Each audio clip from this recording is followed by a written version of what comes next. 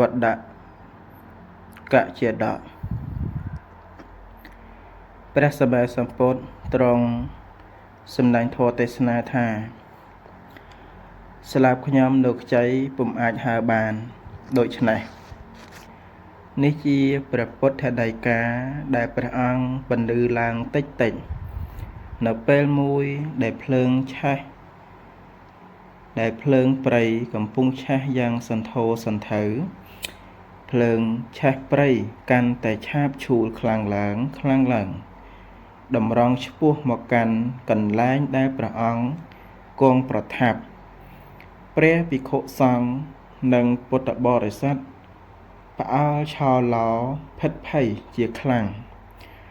ខ្លះរត់រកវិធីទប់ទល់ពន្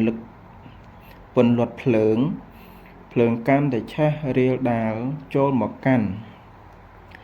តែចិត្តឡើងភិក្ខុទាំងឡាយក៏នាំគ្នាចូលទៅក្រាបបង្គំព្រះបរមគ្រូថាបបិទ្ធព្រះអង្គដ៏ចម្រើនភ្លើងឆេះនៅទីនេះកំពុងតែមានសន្ធុះដូចខ្យល់ព្យុះសង្ឃរាហើយចែងចាំងពេញផ្ទៃមេឃហាក់ដូចជាព្រះសុរិយាដែលកំពុងតែជះកម្ដៅរស្មីលើលោកតែព្រះសម្មាសម្ពុទ្ធទ្រង់គង់ស្ងៀមដោយពុំសម្ដែងអាការៈភ្ញាក់ផ្អើលឬតក់ស្លុតបន្តិចបន្តួចឡើយនៅពេលដែលភ្លើងឆេះមកចិត្តដល់ដោយនៅសល់ប្រវែង16ការីស័កវាស្មើនឹង880,472 ម៉ែត្រពីកន្លែងដែលព្រះអង្គទ្រង់គង់នោះភ្លើងក៏រលត់សូន្យតែម្ដងហាក់ដូចជាគេយកចន្លុះដែលកំពុងឆេះទៅជ្រលក់ក្នុងទឹកនៅចំពោះព្រឹត្តិការណ៍ដ៏អស្ចារ្យនេះភិក្ខុទាំងឡាយក៏ចូលទៅថ្វាយបង្គំព្រះសម្មាសម្ពុទ្ធហើយពោលសរសើរដេជៈនៃព្រះអង្គថាអណអស្ចារ្យមែននេះគឺជាដេជៈបារមីនៃព្រះពុទ្ធអង្គហើយសូម្បីតែភ្លើងដែលគ្មានវិញ្ញាណសោះក៏ឃ្លុបខ្លាចបារមីនៃព្រះអង្គដែរបារមីនៃព្រះសម្មាសម្ពុទ្ធរកអ្វីព្រៀបផ្ទឹមពុំបានឡើយពេលនោះព្រះសម្មាសម្ពុទ្ធទ្រង់ត្រាស់តបទៅនឹងភិក្ខុទាំងឡាយថាមនាលភិក្ខុទាំងឡាយនេះពុំមែនជាបារមីនៃតថាគតបច្ចុប្បន្នទេដែលបណ្ដាលឲ្យភ្លើងឆេះ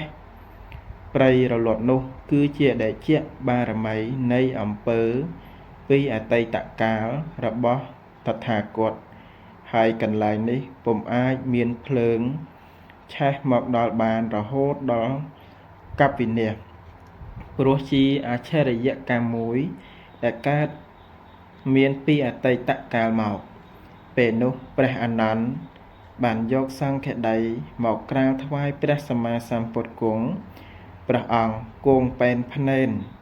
សម្រួលឥរិយាបថរួចហើយព្រះភិក្ខុសង្ឃ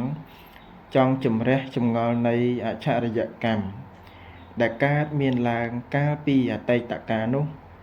ក៏សូមអារាធនាព្រះបរមគ្រូសូមទ្រង់សម្ដែងនៅរឿងហេតុដ៏អស្ចារ្យពីអតីតកាលនោះព្រះបរមគ្រូទ្រង់សម្ដែងនៅរឿងអតីតកាលនោះដូចតទៅក្នុងអតីតកាលកន្លងទៅព្រះពោធិសត្វបានចាប់កំណើតជាសត្វគ្រូចមួយក្នុងរដ្ឋមគធៈនោះឯង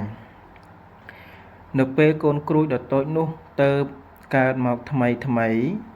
មានស្លាបនឹងជើងនៅទន់ខ្ចីមិនអាចហើរទៅកាន់ទីណាមួយបានឡើយ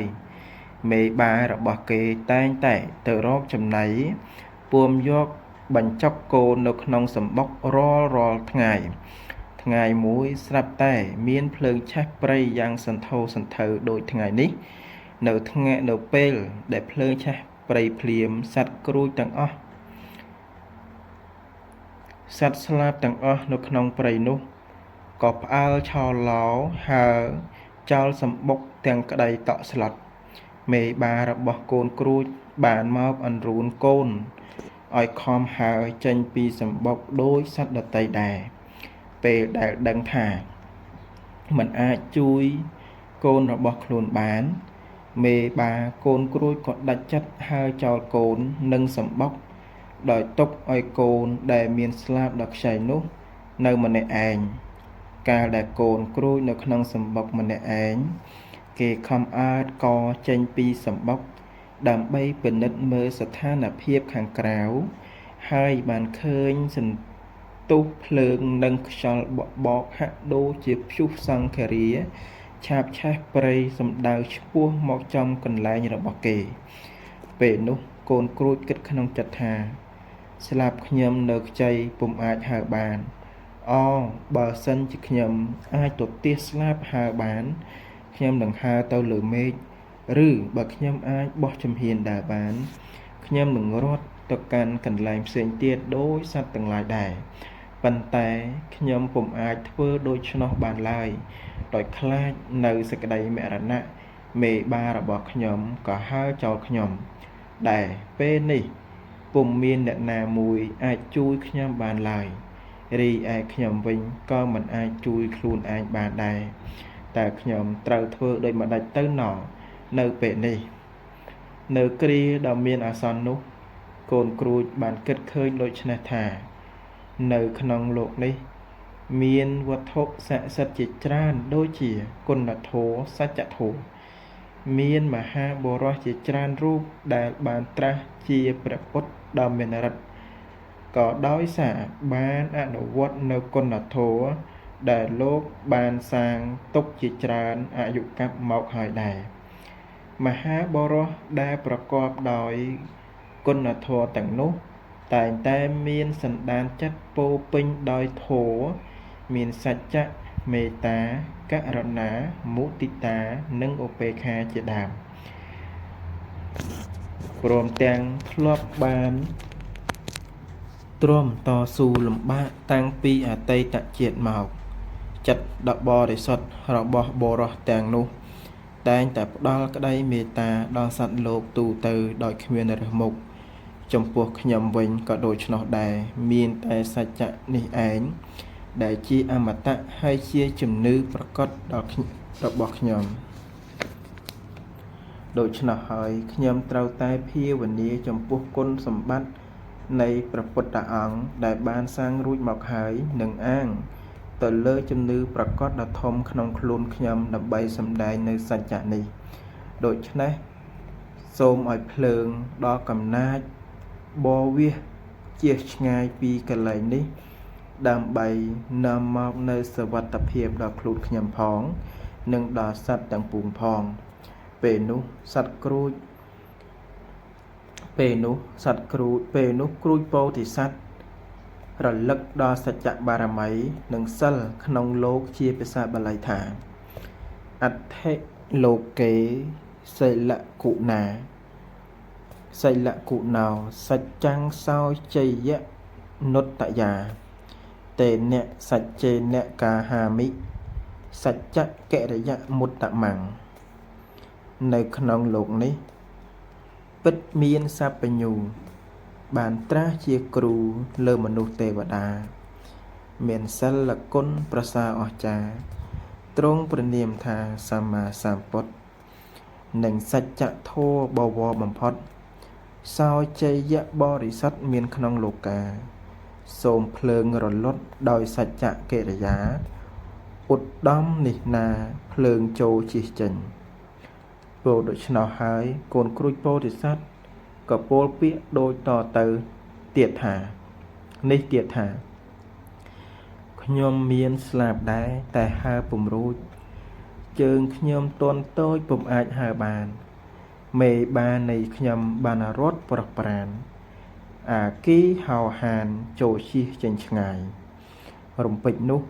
ភ្លើងព្រៃដែលឆេះនៅក្នុងប្រមាណ16ករិស័កពីសម្បុកក៏រលត់បាត់សូន្យឈឹងសូមបីដោយក្តីប្រាថ្នារបស់កូនគ្រួចបន្តិចម្ដងសត្វនានាបានអើតកចេញពីសម្បុកដើម្បីពិនិត្យមើលស្ថានភាពកង្កែបស្រែក បងកោកប្រាប់សត្វនាថាភ្លើងបានរលត់ហើយរីឯសត្វចង្រិតបានផ្លុំកញ្ចែជ្រែកជាសញ្ញាឲ្យសត្វនាចេញពីរន្ធរបស់ខ្លួនបន្ទាប់មកសត្វនាបានយំរត់រកគ្នាលាក់